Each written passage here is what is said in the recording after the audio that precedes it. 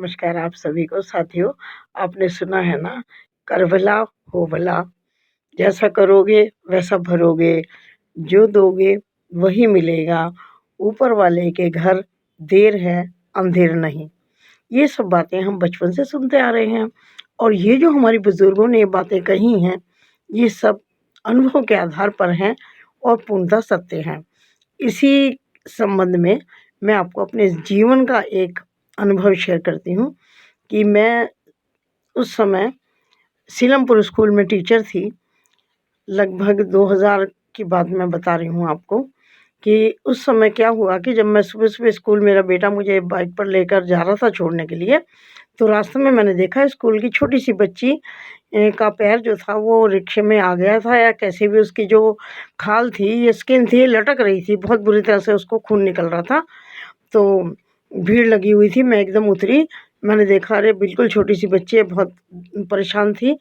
तो मैंने अपने एक स्कूल के टीचर जा रहे थे, मैंने उनको रोक के कहा कि सर प्रिंसिपल मैडम को बताना कि मैं इस बच्चे को ज़रा ट्रीटमेंट करा के अभी थोड़ी लेट होकर के आ जाऊँगी।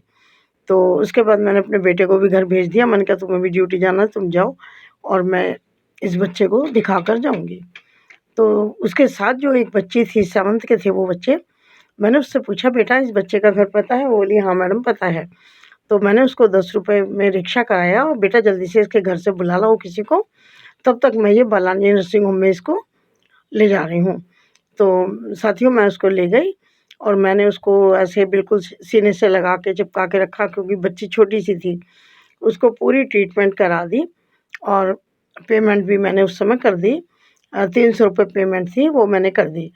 तब तक उसके घर से उसके फ़ादर, क्योंकि दूध वग़ैरह लेने चले गए होंगे कहीं, तो उतनी देर में मैं सब करा चुकी थी, तब वो आए। उन्होंने हाथ जोड़कर बोला कि मैडम बहुत धन्यवाद आपका, और उन्होंने मुझे पैसे दे दिए। मैंने कहा नहीं पैसे की कोई बात नहीं, बच्चा है। बोले नहीं, नहीं मैडम, अगर हम ना देने लायक होते तो हम हाथ जोड़ लेते, लेकिन हम देने लायक हैं। और उन्होंने बहुत धन्यवाद करके बच्चे को वो ले गए। धन्यवाद की बात नहीं बता रही हूँ, मैं सिर्फ़ मदद की बात बता रही हूँ कि उसके बाद क्या होता है कि काफ़ी साल के बाद, करीब 1-2 साल के बाद शायद, मेरी ट्रांसफ़र मानसरोवर पार्क के स्कूल में हो गई।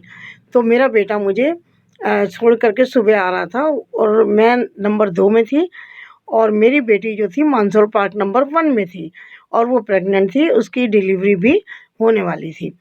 तो 3 दिसंबर की ये बात है कि मेरा बेटा मुझे छोड़ गया और उसको लेकर आ रहा था।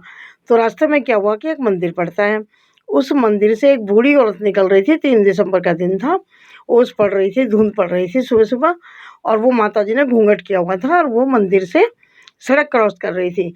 जैसे मेरे बेटे ने देखा कि ये बूढ़ी अम्मा तो दाएँ-बाएँ देख ही नहीं रही हैं और घूँघट में निकल रही हैं, तो वो टकरा जाती। तो मेरे बेटे ने अपनी जो स्कूटी या थी, या पता नहीं शायद बाइक थी, उसने वो डिवाइडर पे मार के रोक ली। लेकिन उसके पैर में कोई सरिया वगैरह घुस गया, चरण पे जहाँ उँगलियाँ होती हैं उधर, और बहुत ब्लड निकलने लगा। तो हेलमेट वगैरह सब गिर गया। सब लोगों ने उसको कहा कि भई हॉस्पिटल ले चलें, उसने कहा नहीं मेरा घर सामने है मौजपुर, मुझे घर छोड़ दो, मेरा भाई है वो मुझे करा देगा। तो उसको रिक्शा करा दिया लोगों ने, लेकिन रिक्शे में से खून बहता चला जा रहा था। तो पीछे से कोई स्कूटर वाले आए, उन्होंने कहा बेटा कहाँ जाना है? तो बोला मौजपुर के। बोले मौजपुर तक तेरे में बचेगा क्या? और उसने जल्दी से वो मेरे बेटे को रिक्शे से उतार कर अपने स्कूटर पर बिठा लिया और वो घर पर छोड़ गया। तो उस समय उसने कहा कि देखो बेटा अगर घर में कोई है तो ठीक है, नहीं तो मैं स्टिच लगवा दूँगा। तो उसने कहा मेरा बड़ा भाई है। तो मेरे बड़े बेटे ने उसको स्टिच वगैरह लगा कर के और पैर को बिल्कुल ऊपर की तरफ बाँध दिया। इस तरह से उसने उसको रख लिया और तब मैं स्कूल से आई तो मुझे पता लगा कि इस तरह से कोई अननोन व्यक्ति बच्चे को घर तक छोड़ कर गया। तो साथियों मैं ये बताना चाहती हूँ कि जो मदद कभी मैंने किसी बच्चे को दे दी थी, उसकी जो भरपाई थी मालिक ने की, और जब मेरे बेटे को ज़रूरत थी मदद की, तो बाबा ने किसी व्यक्ति को मददगार रूप में भेजा और वो व्यक्ति देखिए इसको उसने रिक्शे से उतार के अपने स्कूटर पर बैठाया और वो घर तक छोड़ कर गया, ठीक है? और जहाँ पर मेरा बेटा गिरा था वो किसी को जानता नहीं था, लेकिन इसकी चाबी, हेलमेट, स्कूटर सब वहीं पड़ा था। सब लोगों ने कहा कि बेटा तू घबरा मत और ये सब सामान यहाँ छोड़ दे और तू जल्दी से जा, अपनी पट्टी वगैरह करा और ये सामान तू ले जाना, हम संभाल लेंगे। और साथियों उन लोगों ने वो सामान संभाल लिया। फिर जब मेरा बेटा लेने के लिए बड़ा गया तो उन्होंने कहा कि नहीं भाई हम ऐसे सामान नहीं देंगे, उसी को लेकर आओ। फिर मेरा बेटा उसको दूसरी बाइक पर बिठा कर ले गया, तब वो सामान भी हमें सुरक्षित मिला।